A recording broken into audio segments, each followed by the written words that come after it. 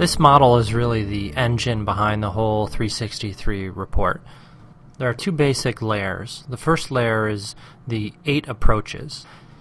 Each of those represents a broad category of leadership, and they're not mutually exclusive. In fact, the approaches that are adjacent to each other have a lot more in common. And so if someone's high in the energizing approach, then they're more likely to be high in the pioneering approach.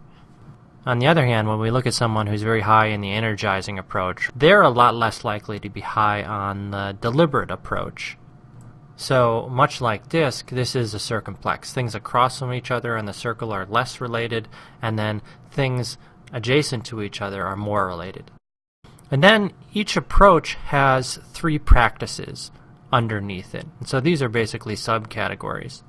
So, for example, the affirming approach has practices underneath it like being approachable, like acknowledging contributions, and creating a positive environment. All of these things add up to being very affirming and coming across as affirming. Now, one question that comes up a lot is, how does this relate to DiSC? And you'll see as you go through the report, DiSC is not explicitly addressed in the report, but it is behind the scenes. In the process of assessing the leader, we do actually gather their DiSC style. And so that information is used to provide context, provide narrative to help explain and help the person get a better understanding of what their feedback means. So if the participant isn't DiSC literate, then that's fine. They don't need to know DiSC in order to use this tool. On the other hand, if the participant is DiSC literate, this can really help out with the facilitation of the tool and help them to gather some additional insights. Another really good question is, do I have to have mastery over each one of these areas to be an effective leader? The simple answer is no. You don't have to be an expert. There are going to be certain areas that aren't natural for you, and they're probably never going to be natural. On the other hand, all of these things, whether or not we're talking about the approaches or practices, are really important in leadership. And so having some basic level of competency in all of them really is needed, or they're going to start to hamper your effectiveness. Of course, providing a real specific definition of what is a basic level of competency is tricky.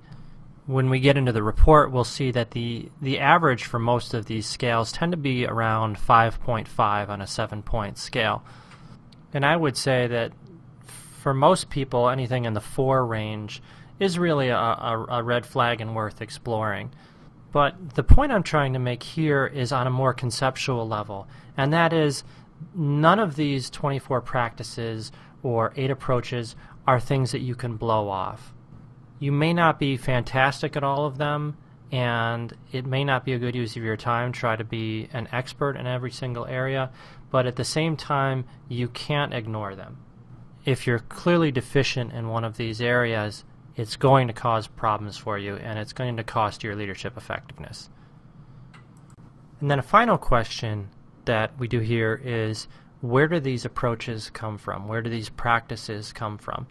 And it's important to note that this is not intending to cover the entire domain of leadership.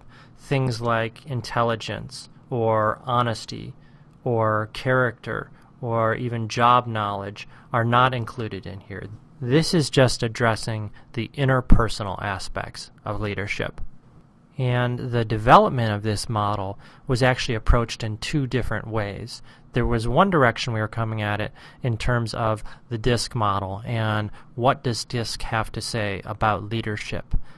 The second angle, and perhaps even more important, is what are the contemporary and traditional best practices in leadership? What do the experts have to say? And as we started collecting data, what we found was a very cool and robust relationship between some of these age-old principles and even more of the contemporary principles as well, and what DiSC has to say about the person. And so you'll see areas like energizing or affirming in Kouzes and Posner's work. But if you read Jim Collins' work on, let's say, level 5 leadership, he talks a lot about the need for leaders to be humble and to have resolve. This model helps to integrate these different approaches and understand how they relate to each other in a way that both conceptually and statistically is supported very well by the data. The research, in fact, has been very supportive, suggesting that this model really does reflect the actual practice of leadership in the real world.